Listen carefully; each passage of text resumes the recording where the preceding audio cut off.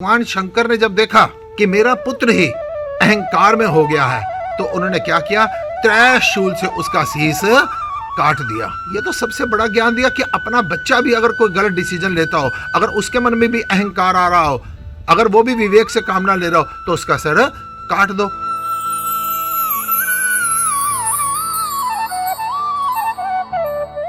आइए आज चर्चा करते हैं गणेश जी के जन्म पर।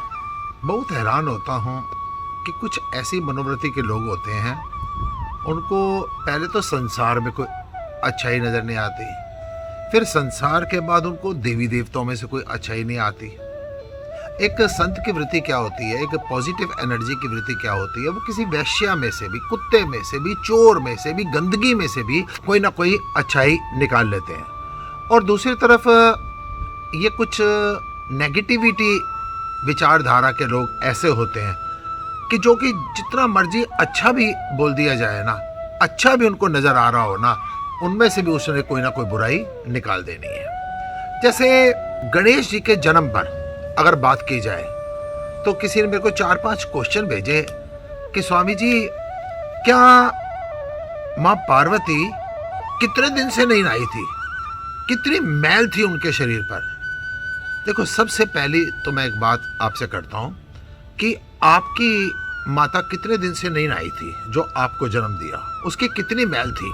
एक बूंद मैल से केवल आपके शरीर का निर्माण कर दिया गया है।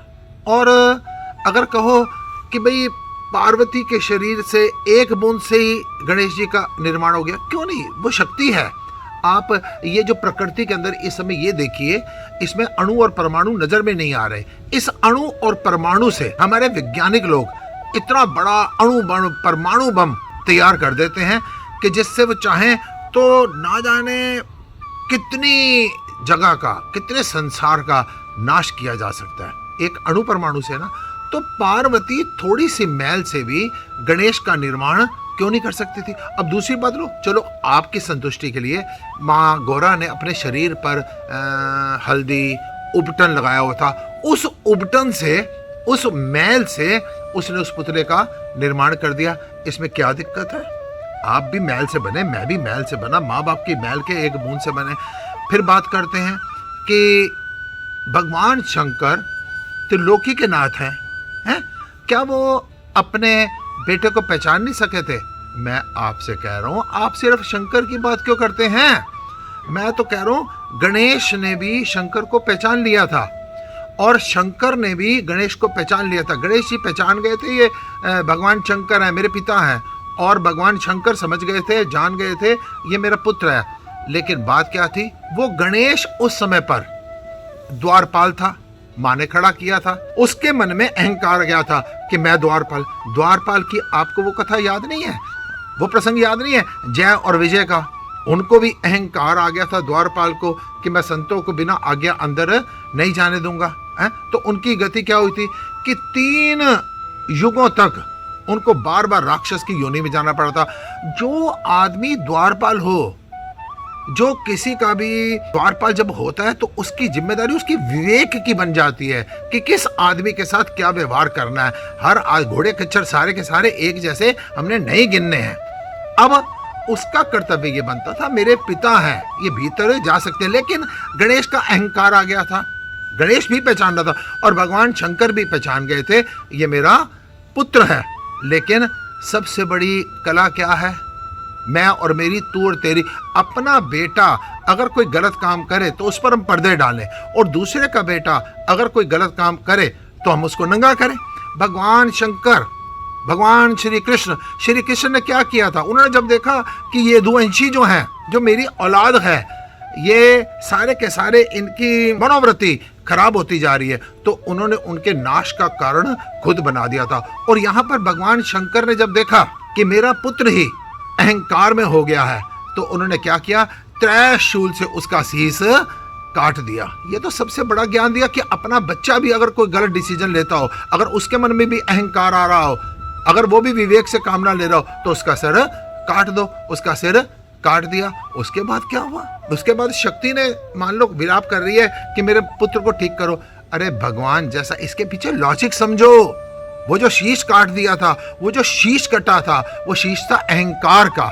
भगवान शंकर चाहते वो जो हाथी के सिर को उस शरीर पर लगा सकते हैं, तो वो इस सिर को क्यों नहीं लगा सकते थे? आपने क्वेश्चन किया। मैं खुद एक्सेप्ट करता हूं कि वो इस सिर को लगा सकते थे, लेकिन नहीं लगाया, अहंकार का शीश काट दिया।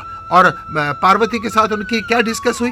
उन्होंने पार्वती के साथ विचार किया कि मैं इस दिशा में जाता हूं, जो भी माँ अपने बच्चे से पीट करके सो रही होगी, यानी माँ का कर्तव्य बनता है, इट इज ए नॉट मोह, it is a duty, it is a Prem, it is a Karma, कि जो माँ अपने बच्चे से पीट करके सो रही होगी उसके बच्चे का शीश काट लूंगा। कि माँ का कर्तव्य क्या बनता है, उसने ये ज्ञान दिया था। और हाथी का सिर उनको मिला। हाथी का सिर एक मैसेज देता है। हाथी का सिर अगर उसके ऊपर लगाया ना, गणेश जी पर, उसका सिर इसलिए नहीं लगाया, वो अहंकार का शीश एक बार काट दिया, अब उस पर विवेक का सिर लगाना है।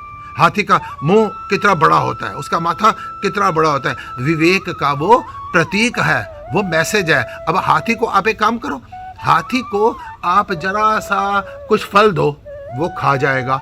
हाथी को 10-20 रुपए दो, वो सीधे अपने महावत को दे देगा। ये विवेक है, एक पशु के अंदर भी विवेक है। उस विवेक शक्ति को उसके सिर पर लगा दिया कि आगे से अपना जीवन चलाओ तो सद्बुद्धि से, विवेक से चलाओ। हाथी में क्या क्वालिटी होती है?